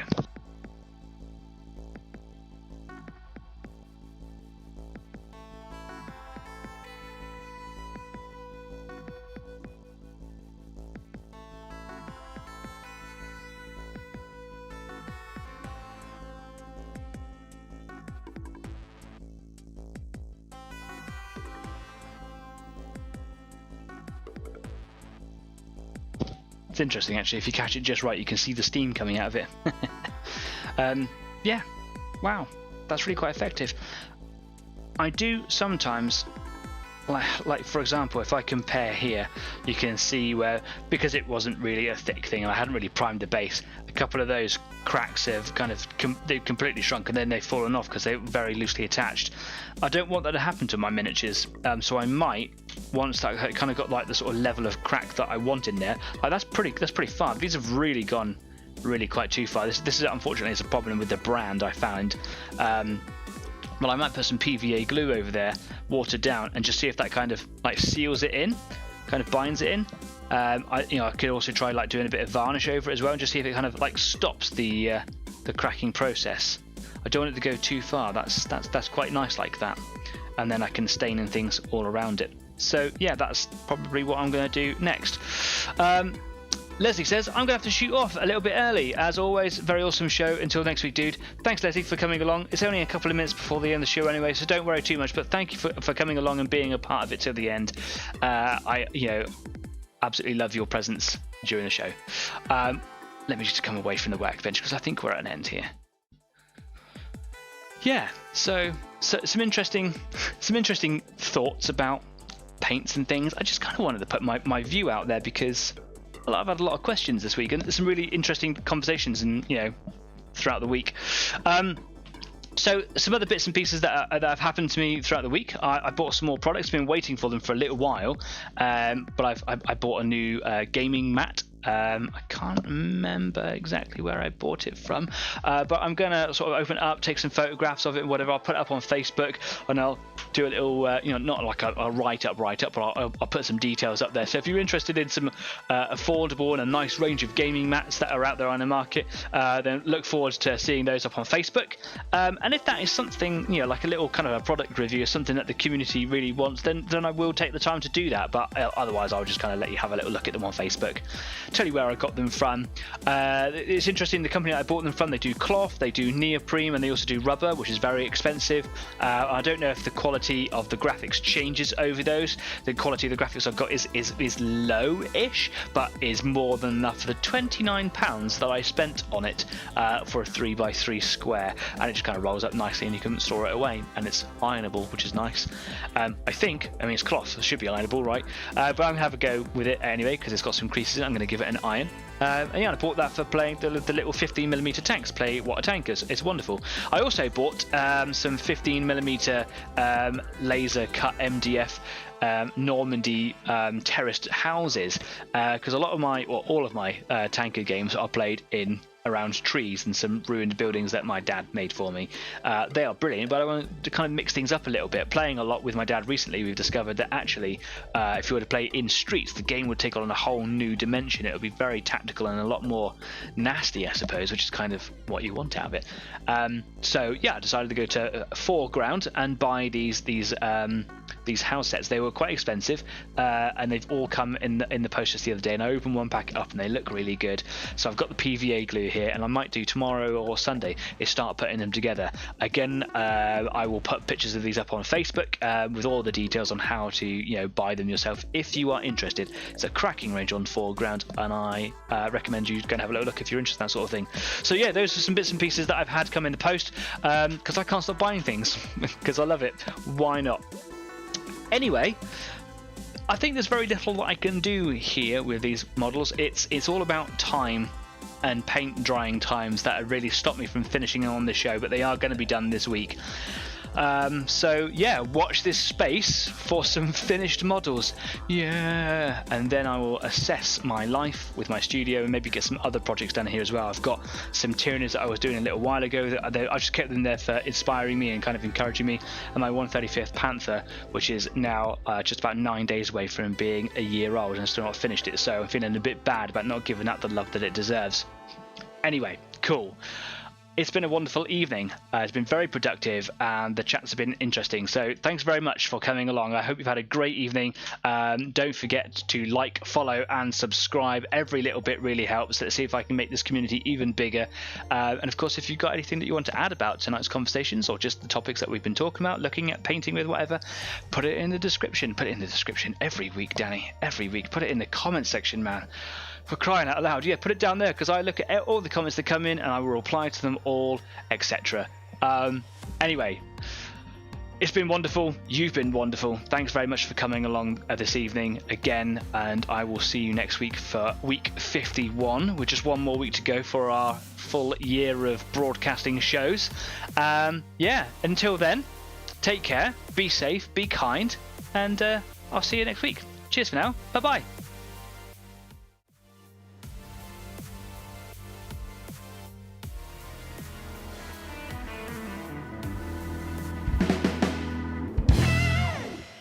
Oh, this cracked earth. Cracky, cracky, crack.